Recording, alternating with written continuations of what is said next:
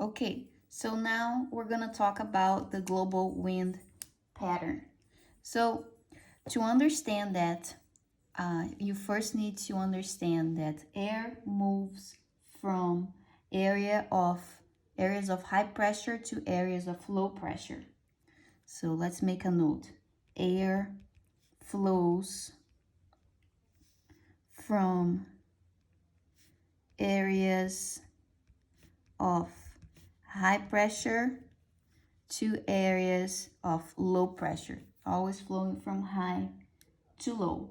Now that flow of air is going to be affected by Coriolis, and it is affected by Coriolis.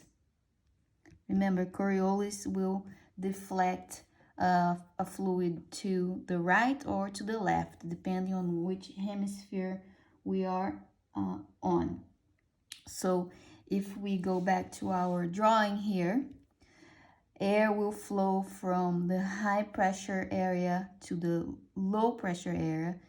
The wind will flow from high to low, but it's going to be deflected to the right because here we are in the northern hemisphere. So we have winds coming from the northeast.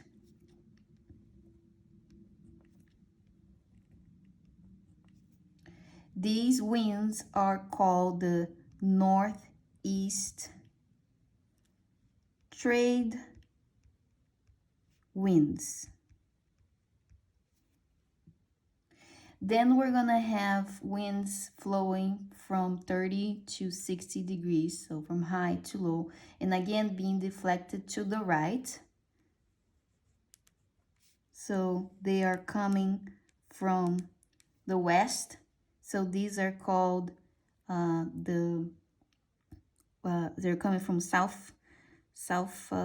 west, right? So these are your westerlies, right over here, westerlies. And then from 90 to 60, you also have winds flowing from high to low and being deflected to the right because we're still in the northern hemisphere. And these are the so-called polar easterlies. The winds are named from the direction, according to the direction that they're coming from. So they're coming from the east, so these are the polar easterlies. So we have your global wind pattern here, the polar easterlies, the westerlies, and the trade winds in the northern hemisphere. Now in the southern hemisphere, we have the same happening. However, the deflection will be to the left. So first, let's label our high and low pressure zones. Here we have air sinking at 30 degrees south, so that's high pressure. At 60, we have air going up. That's again another polar front is found here. And at 90 degrees, we have an area of high pressure. Air is sinking. We have the same cells occurring over in the southern hemisphere. So now to figure out the direction of the winds flow from high to low. We're in the southern hemisphere, so it's deflected to the left. So the winds come from the south east. And these are the so-called southeast trade winds.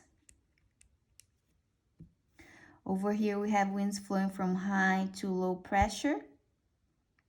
So, but again, being deflected to the left. So they flow this way, high to low with the deflection to the left. And these are the westerlies.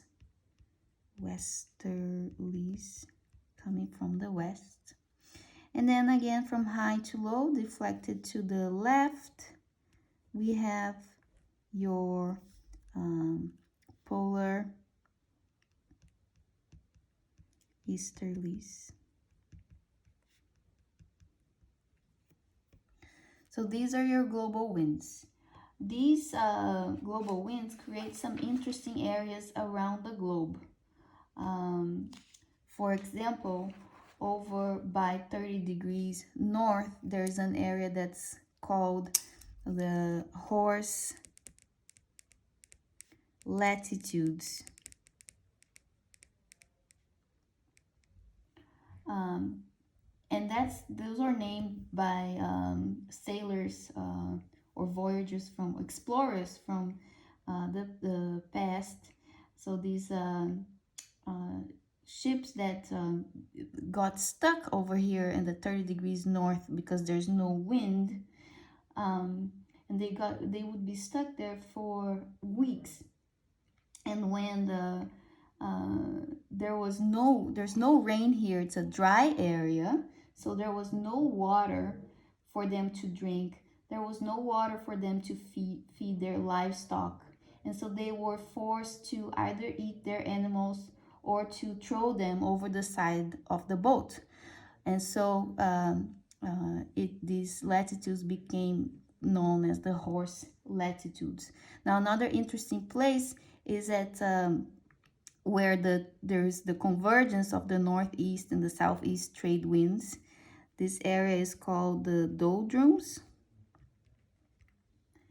and it has this name because it is a monotonous and windless area with this windless weather.